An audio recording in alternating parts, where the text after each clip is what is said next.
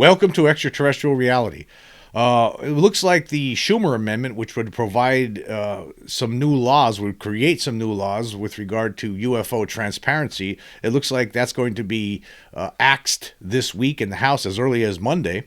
And as we move toward that potential reality, which is more and more starting to seem like a reality based on the comments of many people who have sources within the Pentagon and within Congress, as we move toward that, the mainstream media has decided to dip its finger into this whole morass.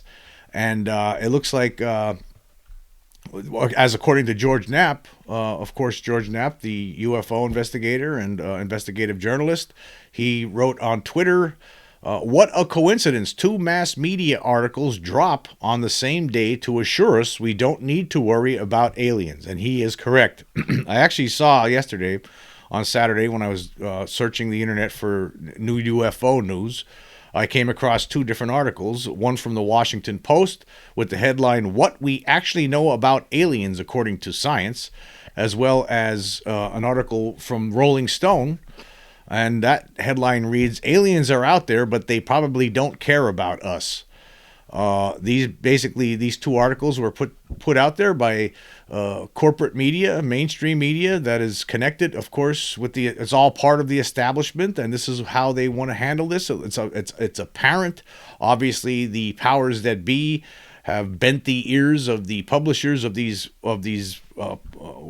the Washington Post and Rolling Stone, and I'm sure there's probably going to be more articles as the week goes on from other mainstream outlets to basically tell the world that there's nothing to this. Now, the Washington Post article is basically SETI-centric, meaning that if there was something out there, basically the gist of the entire article is if there's something out there, if there's actual aliens, then SETI would have known about it.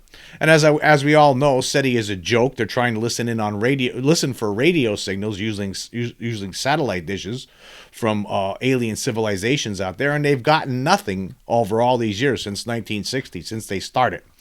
And because of that, that means there's nothing, according to the Washington Post, basically. And as for the Rolling Stone article, which is another mess, I'll say that article there was written by Garrett Graff. Basically, there's nothing. None of these articles are really talking about some of the things that the whistleblowers are talking about. They really don't get into those things that much. All of this stuff it forgets about all of the witness testimony throughout the years, all the pictures, all the photographs, all the videos, all the films, all the physical trace evidence. There's no mention of anything like this. There's no mention of the Turkey UFO videos or the Ariel school incident, or the hundreds of other incidents that happened at schools over the decades. There's nothing here. It's basically these articles are designed to basically put the public back to sleep, and obviously the powers that be are cashing in some favors, and they contacted these publications and told them, yeah, we need you right now, and it's all part of the same old story that we've been dealing with for years here. It's the same old cover up, the same old players. They think they're going to win by doing this, but they are not. In the end, the truth will come out, and all these people are going to look like idiots. These mainstream media news outlets are really going to look like fools. And the people that are covering this up are going to be exposed for the liars and crooks that they are. In the end, that's what's going to happen, one way or another, right? That's what's going to happen. But anyway, I want to go through some of these articles. I guess I'll start with this Washington Post article, and this was by Joel Achenbach. And he gets into, starts off this article talking about a Muamua. Remember from 2017, that big object that Avi Loeb thought that perhaps could be an extraterrestrial object that came into our solar system and then went around our sun and then shot right back out into space. It was suggested that maybe it was some sort of an extraterrestrial vessel of some sort, maybe gathering data. I mean, who knows? But besides, again, they're focused on this one little thing here in this article to start it off, when there's other things going on too. There's been things going on for the decades. We've been getting lied to. None of these publications have ever did a really serious investigation into the Roswell case, even though there was hundreds of witnesses that independent investigators had interviewed. It's the same old joke. We're being treated like stupid idiots, and for the most part, most people won't even realize that they are being treated like stupid idiots, but they are. But anyway, they talk about Oumuamua here in this article. He says, but what was it exactly? A comet, an asteroid, or maybe an alien spacecraft? And that's the other thing. You'll feel like it's like a joke. The way they talk about this whole subject of these mainstream news articles, they act like it's a joke, like it's all funny in a way, like it's all done with tongue in cheek. And then it goes on, it says, that conjecture incited headlines as well as eye rolls from most scientists. Eye rolls from most scientists. What scientists? Scientists that didn't really study it, that just sat in their laboratory or their office den while reading a newspaper and their eyes rolled without looking at the data. Those kind of scientists? I don't think they are scientists. I don't know what those people are, but they're not scientists. And then continuing here, it says, but here in West Virginia, the people involved in the search for extraterrestrial intelligence, commonly called SETI, decided to aim a giant radio telescope at it, just to be sure. Now, for one thing, these people, SETI, they're not experts in anything. They're experts in setting up satellite dishes and pointing them into the stars, and that's about it. And sitting there with in their little control centers, trying to hear if they get any signals, right? That's all they're good at, but they're not getting anywhere because they're not going to get anywhere. It was stupid from the start. Anyway, then he writes here, aliens are having a moment. Again, a joke, treating it as if it's a joke. Fascination with the concept of extraterrestrial visitors isn't new, but it has enjoyed a 21st century efflorescence. Military pilots have seen things that look otherworldly. The Pentagon has established an office to look into the sightings. Congress has held hearings. Even NASA got into the game, training the cool logic of science onto a scorching, hot cultural topic. Yeah.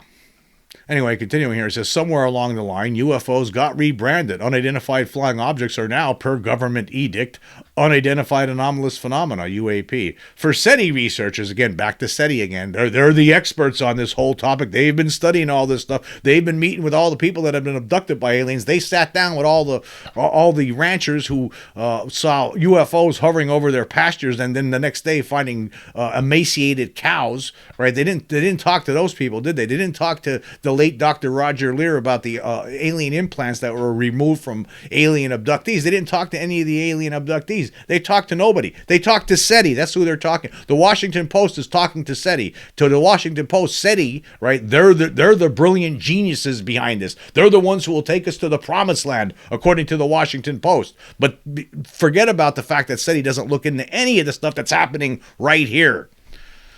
But anyway. For SETI researchers, the hypothetical existence of aliens is foundational. Nestled in the remote mountain town of Green Bank, the National Radio Astronomy Observatory has a role in one of the most ambitious SETI projects called Breakthrough Listen. The project buys time on the towering Robert C. Byrd Green Bank telescope, which has a steerable dish 300 feet in diameter. If there are aliens transmitting radio signals anywhere near us in the galaxy, that big dish is all ear. Yeah, okay. I'm going to skip through some of this nonsense. But later on it says the Breakthrough Listen team pointed the big telescope at that mystery object Oumuamua, listening for signs of intelligent life. And Matt Lebowski, lead engineer of the project, said it was absolutely silent. Well, of course it was silent. Besides, for one thing, these idiots at SETI think that these alien creatures are going to be using the same sort of technology to communicate as human beings. That's how they think, and that's stupid to think this way in the first place. How do you know what they're going to do? How do you know how they communicate? Anyway, and besides that, we're talking about one object here, Oumuamua. I mean, that's one thing, right? It could be anything. It could have been an asteroid of some sort. Nobody really knows. And nobody in the UFO community really thinks about Oumuamua all the time. We're talking about the stuff that people are seeing here all the time. They don't really get into that here. Instead, the focus is on SETI and what they learned when they pointed their telescope at Oumuamua. What did they learn? Nothing. Of course they learned nothing. They never learned anything. Silence. That is all astronomers have heard since the first SETI search was conducted at Green Bank in 1960. Only a small fraction of our galaxy has been studied. Absence of evidence, as everyone knows, is not evidence of absence. Aliens may not consider radio waves to be useful or dignified way to communicate. They could be pathologically shy, or at least with the kind of technology we have today, they could be just a little bit out of range. For whatever reason, SETI has not found anyone out there, and at some point the silence could get deafening. The physicist Paul Davies has written that SETI is a search for a needle in a haystack without knowing if the needles are really there. All possibilities remain in play, including the possibility that we are alone.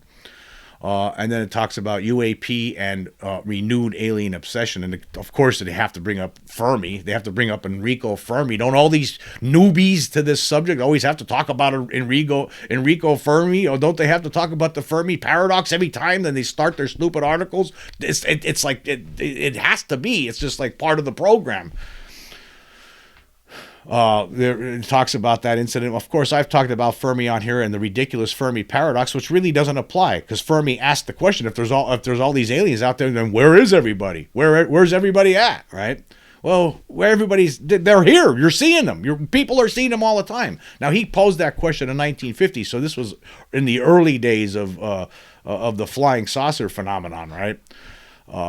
So since that time, why are we still worried about what this guy said, Fermi? What does it matter? They're here. We're seeing them. We have them on camera. We have them on video. There's all these eyewitnesses. I'm one of them. I saw one of these creatures. I saw one of their craft. There's a whole bunch of people like this. Millions of them. So Fermi's, well, why are we still talking about Enrico Fermi here? Why are we still talking about him? But all of these publications, these mainstream publications who basically are in the back pocket, let's just say, of the Pentagon and the secret control group or whoever's trying to control this narrative. But anyway, it continues here. It says, thus was born the Fermi paradox. The universe is big and old, and it is highly plausible that alien civilizations have evolved, based purely on statistical probabilities. Fermi posed his question in an era of technological revolutions, including computers and rocketry. It seemed possible humans would master space travel and explore the cosmos. So why, he asked, is there no compelling scientific evidence that extraterrestrials have visited Earth? Well, let me just stop there for a second. Again, we're talking in the early 1950s here. We're only a few years into the flying saucer craze that started back in 47. So obviously Fermi didn't know about the secret programs to retrieve these crashed objects and reverse engineer them. He wasn't brought in on that yet. He wasn't read in on it. Neither were these people in the Washington Post, because obviously they haven't picked up a book where real people did real investigations and came up with real plausible explanations for a lot of these things that have been going on behind the scenes. The idea that, it says here, perhaps the simplest explanation for the Fermi paradox is that there's no paradox at all. They're here. Oh, they're admitting it. They admitted a little bit that there's a chance they might be here. But later on, no, they take that chance away. And it's unbelievable. It's absolutely unbelievable the way these mainstream news outlets look at this. The dummies they put on on these kind of stories all the time. People who have no idea what they're talking about. It seems like what they do is they find out they read the Wikipedia history on UFOs and then basically change some of the writing around till it fits their own writing style. I think that's what they're doing. Because that's all this is. I mean, anybody could have written this. Anybody who's just getting into this subject would have known about all these things a long time ago. But here we're starting again from the beginning. We're not talking about what's been going on recently here. We're talking about Oumuamua. We're talking about the Fermi paradox. And we're talking about what SETI's learning, which is nothing. It says here, the idea that mysterious things seen in the sky are alien spaceships has proved remarkably resilient. It has had some ups and downs and is now in an up phase. It has found a warm reception recently in the halls of Congress, where the hypothesis has enjoyed bipartisan support amid a push for government disclosure of whatever anyone might know about extraterrestrials. The American public has right to learn about technologies of unknown origins, non-human intelligence, and unexplainable phenomena, Senate Majority Leader Chuck Schumer said this summer. Republicans in the House convened a headline-grabbing hearing in July at which a former Air Force intelligence officer, which we're talking about here, David Grush, testified that he had been told that the United States is in possession not only of crashed spacecraft of non-human origin, but also alien biologics. This is a relaunch of the 1947 Roswell, New Mexico crashed saucer story, rising Lazarus-like to annoy skeptics anew. Well, what are you talking about? Annoy skeptics because they don't want the truth? Because that's all it's. I mean, what do you mean, annoying people with the truth? I mean, the truth is that something did crash in Roswell. If the Washington Post would have ever really done an investigation into that whole incident, they would have known this. But because they didn't, and they just took whatever the Pentagon told them as gospel, then that's why we are where we are. Anyway, it says here in September, and they talk about Jaime Maussan. And this paragraph here is filled with inconsistencies and non-truths. It says here, in September, a journalist in Mexico garnered global headlines by displaying to Mexico's Congress what he claimed were the 1,000-year-old mummified corpses of two three-fingered aliens. Okay, now for one thing, they weren't mummified. I made that mistake initially, but the Washington Post is they have a whole team of people working there, right? All kinds of people to help the reporters if they need it. They have all information is supposed to be at their fingertips, and they should have known that those corpses weren't mummified. They weren't mummified. But anyway, they missed that one. Mexican scientists scoffed, appalled at the reputational damage caused by what one professor called a pseudoscientific event, which appeals to our fantasies, desires, and fears.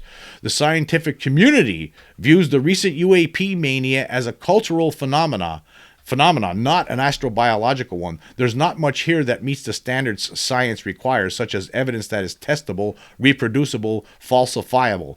Okay, but then again, the scientific community, for the most part, doesn't really go out into the field and investigate these things. There's only like a small group of guys that seems to have been doing this over the years.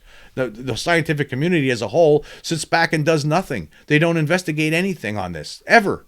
It's been independent researchers. It's their own fault, the scientific community. It's your own fault that you have nothing on this. You would have something on this if you took it seriously, but you didn't.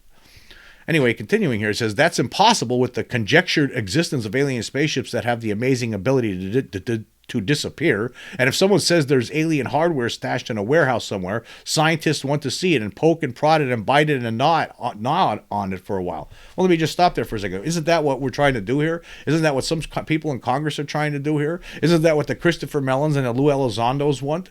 We're trying to get that, because we know that they know that we have it, right? A lot of people in Washington know about this, right? But it's a matter of, how do we get it? How do we pry it away from these people who are part of this secret control group who have been granted authority from somebody who we don't know? Some mystery person has granted this group some authority. I don't know who. Somebody did.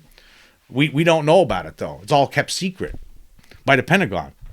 Anyway, it says there have been many sightings of UAP by credible witnesses, including military pilots. Some remain unexplained and could have national security significance if the objects in question involve new technologies from foreign adversaries. But official government reports, including one from a special NASA task force, say there is no evidence that any of these things involve extraterrestrials. That's a lie. That's an absolute unabridged lie. There is evidence. There's evidence that these things are extraterrestrial. What are you, stupid? I mean, when you talk about the Tic Tac object, right? That thing's wasn't made by mankind, right? And the thing about that object is that there was objects like that seen 50 years previous, 60 years previously, right? By military officials. They've been dealing with this for decades, right? Nobody in the world had this kind of technology. Nobody created it. It's been extraterrestrial. Now, this is one of my favorite parts of this article. It says here, SETI researchers occupy a unique and awkward niche amid the debate. Aliens, though hypothetical, are the reason they go to work, but they have chosen not to include an investigation of blurry, stealthy, here-and-gone UAPs as part of their mission. That was something that was stated by David McMahon. He's the chief scientist of SETI's Breakthrough Listen program. Here's a direct quote from McMahon. He says, SETI is not a belief system. It's it's a scientific methodology. Okay, well, how come you're not investigating those blurry photographs? How come you're not going out in the field if you're calling yourself to search for extraterrestrial intelligence, and you have thousands of people over many decades coming forward and saying they saw these beings flying around in flying saucers, right? No wings, no visible means of propulsion, no sound in a lot of cases, right? How come you're not talking with those people? If you truly are a group that wants to be considered you're searching for extraterrestrial intelligence, then why don't you go out and talk to the witnesses? Right? Well, it is a belief. SETI is a belief. So what are you talking about? It's not a belief system. SETI actually believes that there's life out in other worlds somewhere without any evidence. They don't have any evidence. I also believe that there's life on other worlds, right? I most certainly do. But they're saying they're not a belief system. Well, if you're not a belief system, then what are you doing? Why are you doing anything? You believe that there's something out there, or you wouldn't be doing this, right? How stupid are these people? How stupid do they think we are? It's a scientific methodology. It's not a belief system. Yeah, it is a belief system. You wouldn't be pointing those dishes out into space if it wasn't a belief system. Anyway, continuing here, it says the math that says Earth is no miracle. For SETI experts, two arguments grounded in science bolster the conjecture that aliens are surely out there somewhere: big numbers and the Copernican principle. The big numbers argument notes that our galaxy, the Milky Way, has something like 400 billion stars, and it's just one of untold billions of galaxies in a universe that might be infinite. Moreover, in the past 30 years, astronomers have discovered that planets of all shapes and sizes are common in the universe. With so much turf out there, even the most frowny-faced skeptic must admit it's hard to run the numbers in a 13.8 billion year old universe like ours and wind up with just one self-aware technological telescope constructing species, right? Of course, that's true, right? Of course, anybody with a brain in their head knows by looking up that there's something out there. But again, if you're part of SETI, you're supposed to be, according to this guy here, it's not a belief system, right? You're not supposed to look at it that way. So you can't really just believe in it, right? See, they're talking out both sides of their mouths. They contradict themselves. Anyway, it says here the Copernican principle is inspired by 16th century astronomer Copernicus, whose revolutionary model of the solar system put the sun and not the earth at the center. The principle suggests that in the same way that Earth is not in a privileged place in the universe, humanity should not presume itself special or unique. The universe is not about us, and what happened on this planet over the past 4 billion years could happen elsewhere. So, okay. And then, of course, they had to bring in Seth Shostak. He's the big astronomer out there at SETI, and he says, otherwise, you have to believe that Earth is a miracle. I don't. It's just never true that you only find one example of something in nature. Well, see, here's the whole problem with SETI, Shostak, the whole group. Okay, they're saying that they believe wholeheartedly that there has to be something out there, and that's why they're pointing their satellite dishes out into space. You have people here saying there's things coming here already that we're seeing that are decidedly not human, and they're flying around and crafted and using technology that exceeds anything that we've ever created. But they're not interested in that part. They're interested in looking out there, right? When there's stuff happening right here, it doesn't make any sense. But this writer here says, Shostak is right with an asterisk. So far, science has found only one example of a habitable planet with intelligent life, despite decades of hunting for signs of another civilization. In scientific parlance, N equals 1. In 1960, in Green Bank, radio astronomer Frank Drake made the first attempt to pick up alien signals, aiming a telescope at two nearby sun-like stars. Project Ozma produced one brief false alarm, but otherwise the stars remained silent. The following year, Drake developed an equation that has since guided the debate about the abundance of detectable communicative civilizations. And it talks about the Drake equation, which includes a host of variables, some of which we have started to measure: the rate of star formation, the fraction of stars with planets, the average number of potentially habitable planets among such stars, and others that are as yet unknown. The fraction of planets that have life, the fraction that have intelligent life, etc. Pioneering SETI astronomer Jill Tarter has described the equation as a wonderful tool for organizing our ignorance. So yeah, he came up with an idea about how there has to be life out there, right, based on the Drake equation. But see, again, we're talking that. What are we talking about here? They're not talking about what the reality of the situation is. This, the bottom line, in which this article really doesn't want to get into, is the fact that there's something already here. That it is here. But this article again, the writers, the writer of this article, the editors at the Washington Post, they want to focus on SETI. They think that's where we'll find all our answers. If there's something out there, we're going to get it from SETI in the end. We're not. This article is designed just to put people to sleep on. There's nothing in here, right, whatsoever to get anyone excited about anything. It ends with this. It talks about what it means to be alone. It says, at Green Bank, Jay Lockman is a sage presence, a former director of the observatory who is eager to discuss all angles of radio astronomy, including SETI. He thinks it is silly to say that we are alone in the universe. Oh, they love saying that, don't they? People from SETI love saying, "Oh, it's silly to think." Yeah, it's silly to think. But again, you're starting from a position of science where you need to see it before you believe it. Where you already believe it. You already believe there's something out there. You contradict yourself all the time. That's what you do. That's why nobody should, or I don't know, nobody in the UFO community takes you seriously. And actually, mainstream science really should not take this SETI group seriously whatsoever. Later, it gets into a book from 2000 called Rare Earth, Why Complex Life is Uncommon in the Universe by Peter Ward and Donald Brownlee. The controversial book argued that Earth is unusually blessed with conditions that make complex life possible, such as having the giant planet Jupiter in just the right spot to run interference against dangerous comets. Okay, so there's some people out there, some scientists believe that this is one of a kind, and that's it. There's nothing else out there like this. But the book does not argue there are no aliens out there. Here's where the debate gets subtle. Ward told the Washington Post that he assumes aliens do exist somewhere in the vast universe, but we'll never know because they're just too far away to make contact. We're not literally alone in his scenario, but we're functionally alone. The chances that there's one close enough to ever interact with us is vanishingly small, Ward said, which is an unsatisfying situation. We are a social... This is just the writer here. He says, which is an unsatisfying situation. We are a social species, and finding others out there would give us hope, demonstrating that this remarkable evolutionary adaptation of intelligence is sustainable and is not ultimately self-destructive. We are not looking for alien algae, alien trilobites, or even alien dolphins. We're looking for some version, perhaps a better version of ourselves. See, this article in the Washington Post doesn't really get into anything. They give credence to SETI that basically if something's out there, we would have known about it already because SETI would have told us. Basically, that's what this article does. It does nothing. Then it talks about this book from 2000 that says we are very unique. It's just a bunch of people with a bunch of dumb opinions and who don't want to look at the stuff that's going on right in front of their faces. That's all this article is about. And basically, in a way, what it's trying to do in the end is to make everyone out there in the country, in the world, turn away from this whole topic because there's nothing to see here. Same thing goes with this Rolling Stone article. Aliens are out there, but they probably don't care about us.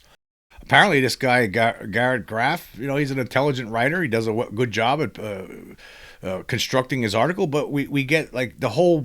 I don't know, multiple paragraphs starts off talking about Hollywood science fiction and things like that, popular culture. There's nothing here. And then he finally makes a point after talking about all this. He says, then the truth is that our first sign of an advanced extraterrestrial civilization is almost certainly going to be far more mundane and ambiguous. Here's what science is learning about alien life and how contact might occur. He says intelligent life is probably far away, very far away. Of course it's far away. These are things that we all know already. We realize that it's far away. Somehow these beings apparently figured out how to get here. Just because we don't know how they were doing it doesn't mean it's not happening. But these people start from that premise all the time. The more scientists have come to understand just how likely life could be given the huge number of habitable planets across the universe, the more they've realized that the universe itself is far larger than we ever imagined. The math may very well be on the side of the aliens existing, but that's largely because the math of the universe itself turns out to be astounding, of course.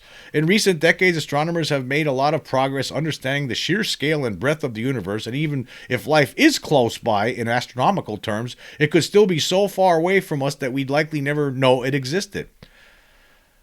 See, again, they pretend that all of the witness of testimony throughout the years doesn't exist. That's where they start from. They start from that. They pretend that none of that exists. They pretend that the Ariel school incident, for instance, doesn't exist. They pretend that the Turkey UFO stuff doesn't exist.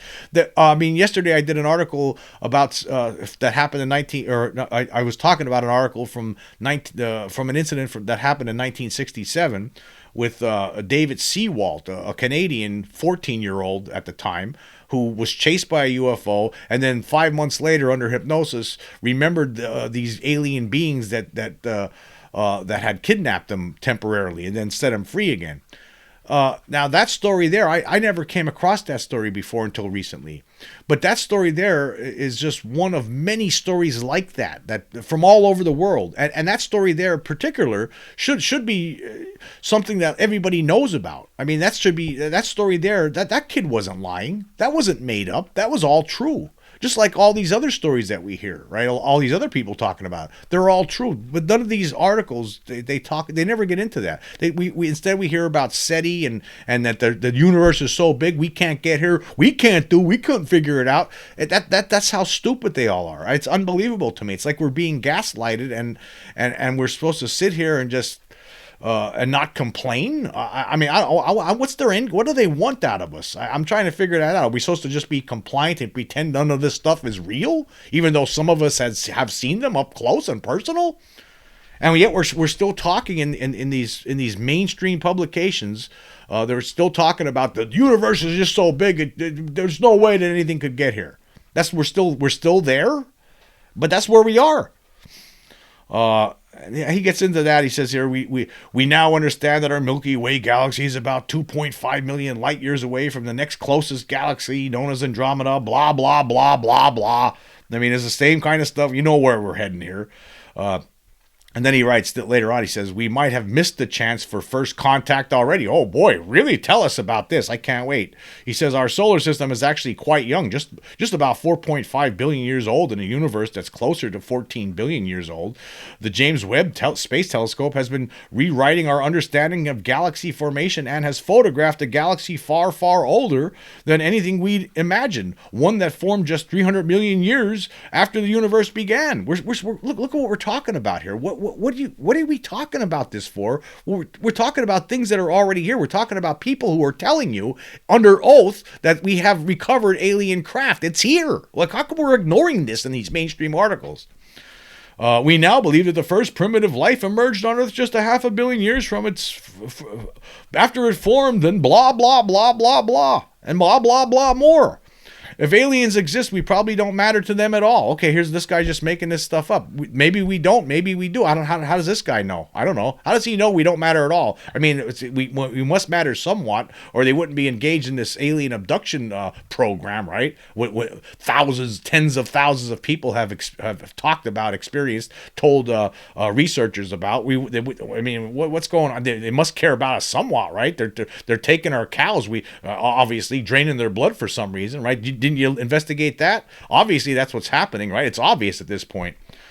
And then he goes on, there's an obvious human-centric nature to the way we think of alien visitors, imagining them bothering to cross the vast distances of space just to variously buzz us in their mysterious flying saucers, make friends, abduct us, invade us, or harvest humans for food or energy. The truth is probably no one knows we're here or cares. We're a young civilization in a very ordinary corner of the universe. As Stephen Hawking bluntly summarized it, the human race is just a chemical scum on a moderate-sized planet orbiting around a very average star in the outer suburb of one among 100 billion galaxies. So they want us to believe, they're trying to set this belief into your mind that we're probably just, even if they're out there, they don't care about us. They don't even know about us, right? They're not worried about us one bit. Where's this coming from? Where's this guy's proof? Where's his evidence for this at all? When there's all this other evidence from all these other people, and there's video evidence, there's film evidence, there's photographs, there's been multiple witness cases. How come we're not talking about that? Instead, we're talking about how big the galaxy is, and even if they are out there, they don't care about us. That's what we're hearing from these people. They get into any of the evidence that we already have in the books. They don't talk about that. There is evidence. There's physical trace evidence. There's marks on the ground when these things land, among other things. And then he talks about, of course, telescopes. Every advanced telescopes from far away would pick up No visible signs of life on Earth, just so-called techno-signatures of a planet that has water and oxygen. And for all the imagination that other civilizations would pick up our radio and television broadcasts, like Hitler's opening of the 1936 Olympics, one of the first major broadcasts, or the Super Bowl, the most powerful frequent signal we broadcast into space, no human signal has journeyed even 100 light years yet, a distance that covers only a sliver of the universe, even if the signal remains detectable across the distance. Even powerful telescopes or visiting craft from nearby alien civilizations could have looked at Earth not that long ago and with relatively advanced technology and missed that we existed at all. Now, again, this is pure speculation, but a speculation designed to make people think that, oh, chances are that there's nothing out there, and even if there is, they wouldn't even know we're here. That's what they're trying to do here. They're trying to plant that seed into people's brains. That don't worry about it. Nothing to see here. Nothing at all. If there was, we would have figured it out already. Or like in the Washington Post article earlier. Yeah, said he would have figured it out. We would have heard something. Don't worry about it. Go on home and go to bed. And then this week when when these corrupt Republicans in the House decide to act on their sponsors' demands, they're going to kill that bill, and then we're going to move on, right? That's basically what they don't say that part out loud. I'm saying that part out loud for the people out there who don't get it. But anyway, this article's dumb. All these articles, I mean, and they're long too. They're really long. They're designed to put people to sleep. Long, boring, nothing in there to see, nothing to see here at all. But here he ends the article this way, and I want to talk about this. He says there's another intriguing possibility about life beyond too. Other civilizations might be so more advanced we may not even recognize or notice when they pass by. As advanced as our technology and our scientific understanding of physics may seem, we are probably galactically primitive. After all, we're just barely a century into the age of flight and half that into the computer age, and much of what we know about physics has unfolded in just a single human lifespan. As Carl Sagan, argued in the 1970s, there is almost certainly no civilization in the galaxy dumber than us that we can talk to. We are the dumbest communicative civilization in the galaxy. And well, again, how did Sagan know that? How does he know that the human race is the dumbest? I don't see how anybody can know that. I'm sure that there's other civilizations out there that are probably not nearly as advanced as we are. And maybe they're more violent, too, for all we know. So how do these people, these SETI cultists, know that there's how could they prove these things? They can't. But yet they make them. They put them out there as facts, and they're not. This is not a fact. We don't know. And then he goes on, he says, even as tools like the James Webb Telescope rewrite our understanding of history and the universe, our space-watching technology and universe surveillance tools cover a minuscule fraction of the sky. We only detected a Oumuamua because it was larger than a football field, which is about the lower limit of our current ability to detect objects in space. Similarly, almost any civilization capable of interstellar exploration would have to figure out how to travel at some fraction of the speed of light, and we don't really have any way to detect objects moving that fast through our solar system. That means our solar system could be regularly being crisscrossed by smaller crafts or fast-moving probes, and for now, we would none the wiser. They might already be here, and we just don't know. Well, no, they are here, and some of us know. Garrett doesn't know, but they're here. They're most certainly here. There's no question about them. I saw one of them. Right? I saw one of these beings, so I know that they're here. I saw one of the craft. I know that they're here for a fact. And I've read a number of books, and I've done enough investigations over the years to put two and two together to understand that there is a cover-up. There's no question about it. But these people don't want the rest of the world to know, and obviously they're gearing everyone up for this week, where it looks like they're going to pull the plug on that amendment, on that UFO transparency amendment, and that's what the plan is here, obviously. And they get these useful idiots to write their articles in the Washington Post and Rolling Stone, and a whole bunch of people out there who fancy themselves as very intelligent are going to be sitting there with their morning coffee and think, oh, who don't have any care about this subject, right? And they're going to think, oh, just like I always thought, there's nothing to this, and then move on with their lives. That's what's going to happen. That's what it's all designed to do. It's all one big giant design to make people forget about it, to make people move on with their lives and not worry about this, and not to get too concerned when that Schumer amendment gets derailed this week. That's what it seems like it's all about. Anyway, I want to say thank you all for joining me. Until next time.